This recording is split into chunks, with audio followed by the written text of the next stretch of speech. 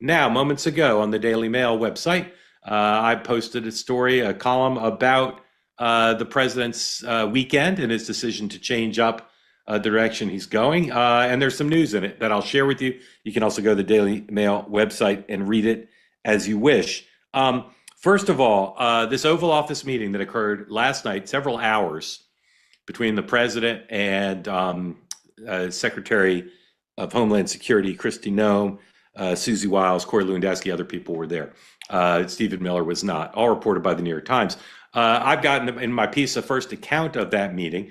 And contrary to how some have talked about it today, it's kind of a taking her to the woodshed meeting or her pleading for her job meeting. They talked about immigration, but they talked about a bunch more. In fact, it was so casual. And this is, if you go in the Oval Office with President Trump, it almost doesn't matter what the topic is or who's there. It's like being in a dorm room. People just talk about whatever. So, for instance, in this meeting, I'm told they talked about the border wall. They talked about the midterms. They talked about who the president has endorsed and the power of the president's endorsement in midterm elections. They talked about the gold card, the new ways of getting come to the United States as a citizen by paying $5 million. They talked about all manner of things. And at one point during the 2-hour meeting, the president took a break to do some media interview. So not a tense meeting, very friendly meeting, number one.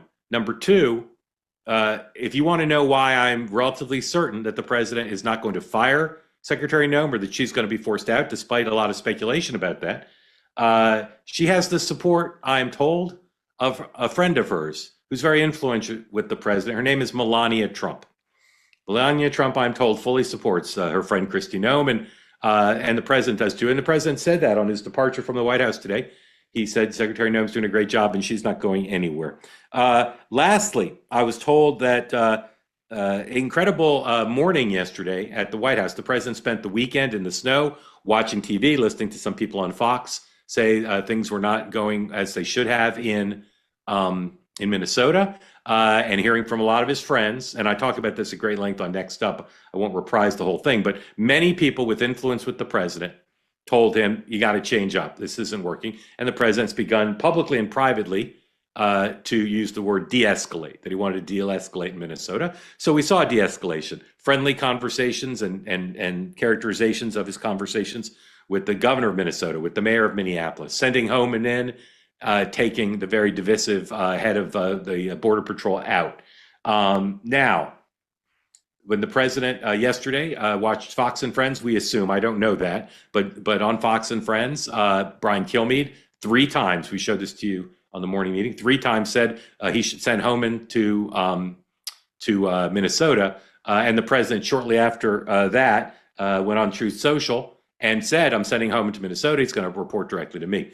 I am told that between those things, between Kilmeade's pressing the president to do this and the president saying he was doing it, that in fact he was called by Tom Homan pre-dawn, or around dawn, I should say. And Homan said, hey, what if I went to Minnesota to try to handle this? What the president likes about Homan, and this hasn't, he talked about this a little bit in Iowa today, but what I'm told is, you know, Homan was a big player in the Obama administration. He knows a lot of Democrats. And the president feels that he can go in and talk to Democrats and not create tension. And in fact, diffuse things, de-escalate. So he met today with the governor. I believe he's meeting with or has met with the mayor. And the president's very pleased with his capacity to do that. Lastly, I'm reporting, unfortunately, Mark Caputo beat me to it on this piece, but I'm reporting that the White House, Stephen Miller and others at the White House, not just authorized the statement made by Kristi Noem over the weekend in the immediate aftermath of the shooting that got so much attention. They not only authorized it, but they basically wrote it.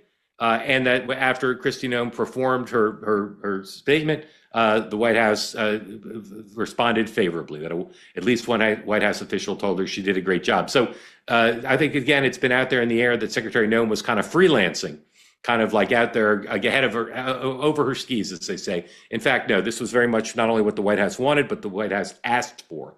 And that casts things in a different light. And it probably goes some way towards explaining why it is that Secretary Noem is not going to lose her job, it appears, because she was not doing freelancing. She was doing the bidding of her bosses at the White House. All that reporting and a little bit more color available to you now in my Daily Mail column. We'll